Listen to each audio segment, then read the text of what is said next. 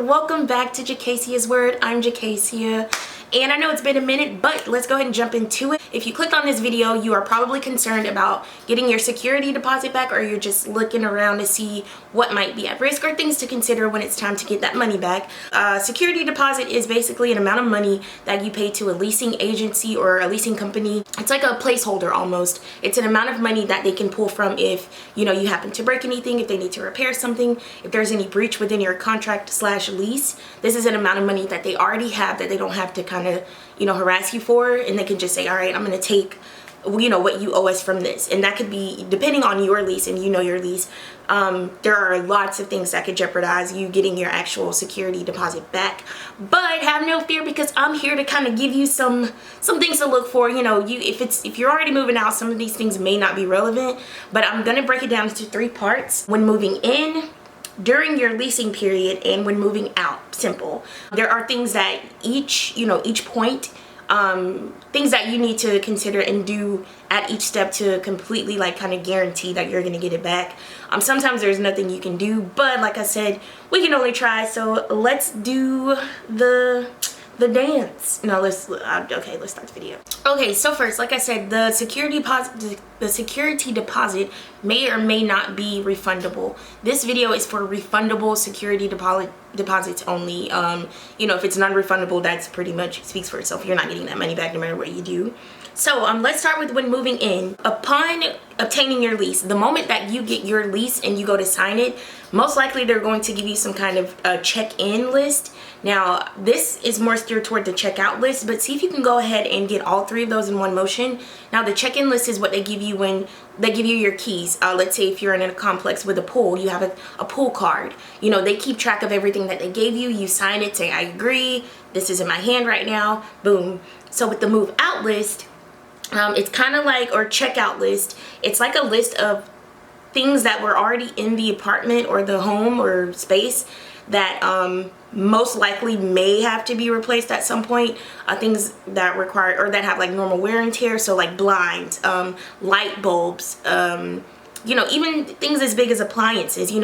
On some, they have where, if let's say you broke the fridge, you just flat out broke it, it wasn't like something that just naturally happened, you broke it, they're gonna have to replace that. So on that checkout list, it'll say refrigerator replacement, $250, things like that. So if you can't pay that, that's when they'll draw. If your security deposit was that much, they'll use that to cover it, amongst other things. If you have the list prior to moving in, you can kind of already know what to expect and what to look for. And if it's something that you can replace yourself, honestly, I would recommend doing that to save money, because they're most likely going to charge you a lot more, to replace something versus you going to find it at Walmart or Amazon. A specific example, drip pans. If you have a stove, an electric stove with the coils, they have what's called drip pans underneath. It's almost impossible to keep those clean 24/7, especially if you cook a lot. It's nearly impossible. So instead of having them replace the drip pans for $30 each, just go to Walmart or go to Amazon. Like my best friend, she just moved out, she got some from Walmart and just replaced them brand new. That's something they're not going to charge her for. So yeah, that's why getting the checkout list is important, because you can kind of see things that they may charge you for when it's time to move out. Okay, next I have use thumbtacks or command strips to avoid holes in walls. So when you move in, if you like to hang things up, you like to make it pretty personal and all that, don't put nails in these people's walls. Don't do it. Use thumbtacks. They're the easiest to patch if you have to, or like I said, command strips. They put no holes. Depending on how heavy something might be or what you're actually hanging up, that's the #1 tip I can recommend, because holes are the #1 thing I see. And they will, depending on how petty your leasing agent is, they could go through and be like, all right, hole 1, hole 2, hole 47, all right, 50 cents each. That's $20 for some freaking holes or something. I feel like those are easy to kind of just go ahead and know. Just avoid using nails or screwing anything. If you look to get your TV mounted, that's a thing now. And make sure first, obviously, make sure it's okay with them, because if you go put this big ass hole or mini holes, yeah, that's a done deal, unless you just know how to fix drywall and all that, which you could, I don't know, but you just want to avoid stuff like that. So first, of course, ask permission if it's okay that you get your TV mounted. But what I'm saying is, stuff like that, try to go the safest route as possible. If that's something that they could potentially take your security deposit for. Be very cautious with who you get to do it. You want a professional to do that. Don't like experiment on someone else's wall, because if shit hits the fan, that's your money. So next we have definitely take pictures before you move in any furniture. I should have said that a little earlier, but I always recommend, even when you're going to visit the property as just like a, you know, I may possibly, you know, lease this this space, definitely you want to take pictures and videos if possible. Get everything. I mean, there's no better evidence to, you know, if there was already damage prior to you moving in, there's no better evidence than a video or some pictures. Like, that's just obvious. Next, I recommend checking all doorknobs, light switches, and light fixtures. Now, these are things that we use every day. You don't really think about. And there are probably multiple all over your area. No matter if you have a 1-bedroom, a studio, there's going to be like more than 3 or 4 light switches or, you know, like light fixtures. Just make sure they all work, basically. That's an electrical problem, and those tend to run high, you know, repair numbers, so that's going to be something you do not want to be responsible for. So when you first move in, make sure light flicks on or off, you know, make sure they already have, if they're going to charge you for replacing light bulbs, make sure there are light bulbs there when you get there. And every single, even if you don't use the light, if it's something they're going to be like, hey, you didn't put a light bulb back here, it's like, well, there wasn't one there, Rebecca, let me tell you. But if you don't have any proof, it's your word against theirs. So again, just like check all of those, every light fixture, every switch. Again, doorknobs, if it seems a little loose, like it might fall out, or, you know, it doesn't seem like it's in there, tell them these things, report these things, because they're responsible for having that handled before you move in, and it's your responsibility. The last thing on my when moving in, you want to make sure all toilets flush and sinks run. That tends to be one of the highest expenses. Also, other than electrical, plumbing is so expensive. So if you notice the toilet is, you gotta like hold it to flush it, it's a little funny, there's likely something going on with that. And even if they're like, no, that's normal, make sure you point it out, because that could be a thing like, the toilet's being a little weird, what did you do, Miss Hicks? Like, nah, that wasn't me, bro, your toilet was shitty when I moved in. But no, seriously, make sure all toilets flush, you know, normally they don't do anything funny, and all sinks run, because again, plumbing, you don't want those problems. Alright, now let's get to the during your leasing period. So while you're living there, you know, whether you're there for a year, 6 months, 2 years, 2 months, whatever, first you want to make sure that you document any and all maintenance requests and take pictures. So if you do notice, this could be well after, you know, you moved in, or something literally does break, so the fridge actually stops working, or, you know, the oven doesn't get hot, or something like that, you report that immediately and you document it. You let, like, if it's not through a portal, a lot of people or leasing companies and apartment complexes, they have like online portals to where you can put in your maintenance request online. If they don't have that with, you know, like a paper trail, you need to document who you spoke with, how you reported it. Did you call? Did you email? Did you text somebody? Did you go in person? You know, again, who you spoke with, what day, what time approximately, and get some kind, try to get some kind of confirmation from them if they can have like a ticket, you know, do you have a ticket number, or, you know, something to track and cover your ass, because yeah, they will swear to God you didn't report something, and then when they don't fix it, it's like, you never said anything. It's like, well, actually I did, Rebecca. That's why it's important to make sure that you document all of that, because again, if they don't fix it, it's still, you know, up in the air. Not only are you paying, you know, rent somewhere where they're not providing everything that they promised, but you don't want them to blame you for, you know, screwing up something that was just literally at its wit's end, like a dead oven. I don't know.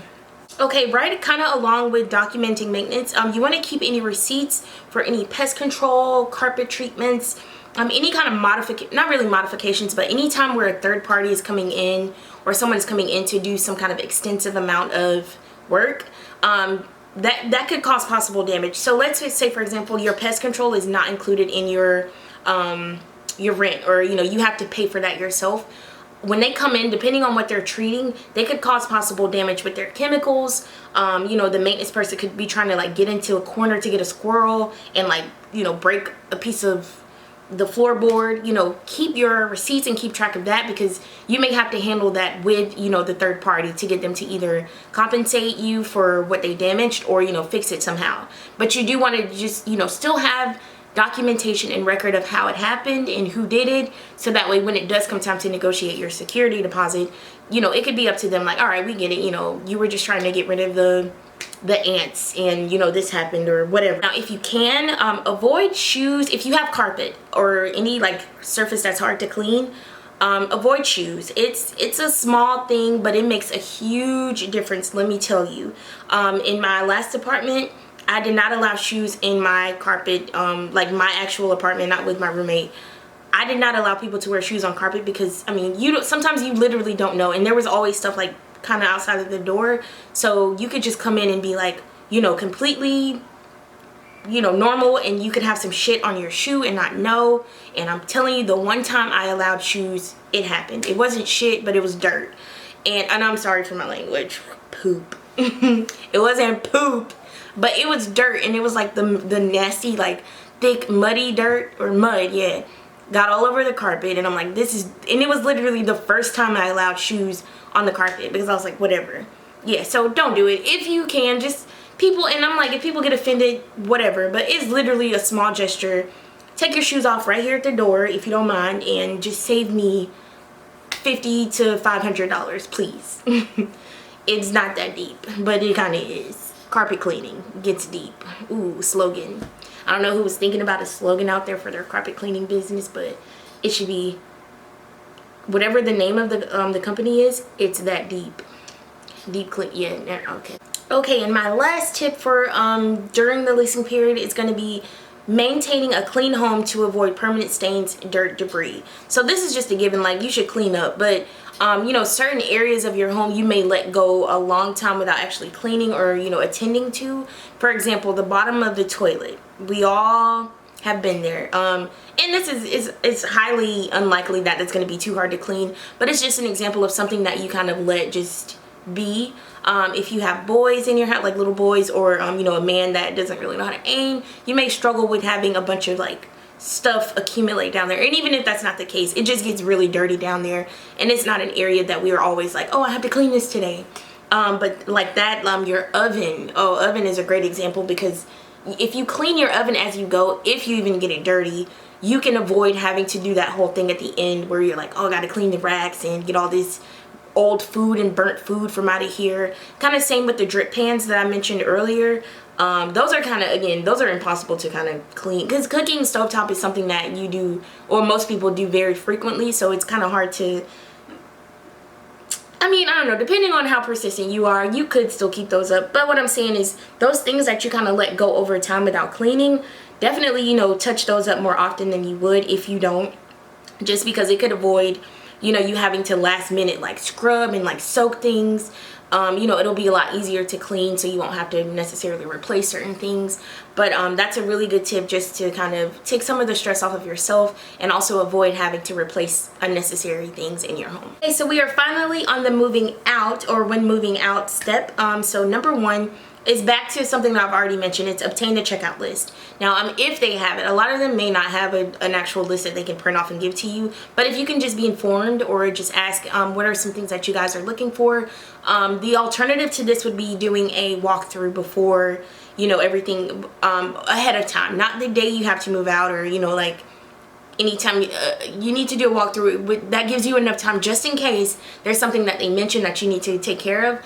Give yourself enough time to actually take care of it. So if you know you're going to move out in a month, you should probably request the walkthrough like the week that you learn, you know, that you're moving out, for the most part, within the next month or two, because some things you may have to figure out. You just want to give yourself as much time as possible to avoid unnecessary stress, and also give yourself time to plan things out accordingly. Again, if you can't get a checkout list, just do basically like a pre-checkout with someone from the property to see, hey, what do you think about this, or kind of, you know, make it about them. You know, obviously you want your money back, but the more you're like, okay, I just want to make sure your property's, you know, up to par, I feel like the more you're like that, the easier, you know, they'll work with you, or the more they'll work with you, and the process will be a little bit smoother.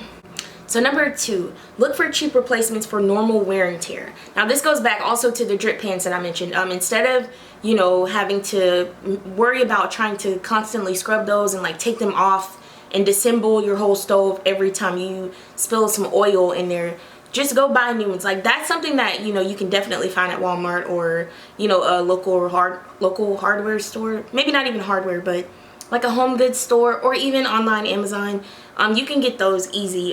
So when I say normal wear and tear, just things that are going to happen because you're living your daily life. Cooking, you know, again, if you have carpet, you know, that comes with stains and stuff like that. So instead of well, that's actually my next tip. If you have carpets, get them cleaned professionally or rent/purchase a DIY carpet cleaner. Now, I know for a fact that most, and everything is kind of most, and like, you know, scenario based, and like everyone has their own case, but for the most part, carpets are going to be, they're going to require you to have those cleaned before you move out. Whether it's steamed or whatever, and then a lot of them just accept it how it looks, or some of them are like, no, we need a receipt or documentation that you had these cleaned professionally. You can get creative with that. I'm just saying, if you know how to, yeah, you know how to. But definitely, if you have carpets, do that. Whether it's just like a soft vacuum, well, I wouldn't recommend a soft vacuum, but if you don't have any stains, you shouldn't have anything to worry about. But if there's stains and like dirt and, you know, things, you just get the carpets cleaned, or again, like I said, borrow, if you know someone with a carpet steamer or cleaner, you know, definitely do that for them, because the carpets are one of the biggest things. A lot of leasing companies, for some reason, they act like it's like gonna end the world if they replace the carpets, but I'm pretty sure it's probably because it costs a lot of money, which we're talking about your money right now, so you don't want them to take it for something that they were gonna do anyway. But like, even if they're planning on replacing the carpets, you know, ask them like, hey, you know, I didn't know, I know this unit's pretty old. Were you guys looking to replace the carpets like when I move out anyway? Is it even necessary for me to get these cleaned? You know, communicate with your people so you know where you're, you know, you're at risk. And then that goes back to, that was the end of the list, but this reminds me about your lease. You need to know what your, again, like if you don't get that checkout list and they're not telling you like, oh, this damage costs that much and blah, blah, blah, blah. You want to know what else your security deposit is basically being held against, because it could be something completely outside of damage. It could have been the fact that you didn't let them know that you were moving out. You didn't give them a notice. You know, some of them require that you let them know you're about to move out, even though it's obvious your lease is about to end. Some people renew their lease, so you need to tell them what you're going to do so they can prepare. Do they need to get ready for, you know, the next tenant? Do they need to just be like, all right, you're staying here, so we don't have anything to worry about? Communicate with them, because there's little things in your lease, which is still a contract. Don't ever forget that. Your lease is a contract. There are things in there that they can still be like, nope, this is our money. Gotcha. So first of all, I mean, first and foremost, I say that in every video when I'm talking about apartments. Read your lease. Like, that's a given. I feel like I've said it enough times, but read that lease, because it's going to help you determine where your money's going, when it's being taken, if it's being taken, if it's being given back. That's the most important. So I feel like that was everything, you guys. Thank you so much for tuning in for another video. I really hope this was helpful. You know, I don't know what point you are at where you're moving out, or if you're just thinking about moving out, or you're just curious, but hopefully you're not in, you know, too big of a hole right now. These tips are definitely going to be useful for someone that's, you know, preparing and doing things ahead of time, because, you know, productivity is everything, and taking initiative and being proactive is, yeah, that's going to get you where you need to be. So again, thank you guys so much for watching. Thank you for tuning in for another video, even though I've been MIA. I love you all, and if you have any tips, comments, or questions, definitely leave a comment below. Subscribe if you want more. I do have a few other videos on apartment tips, moving in, moving across state. You know, basically anything that should prepare you as someone that's never had an apartment before, or even if you have, things you may not have thought about. I feel like I give some pretty good tips on that. So yeah, again, thank you guys for watching. I love you, and I'll see you in my next video.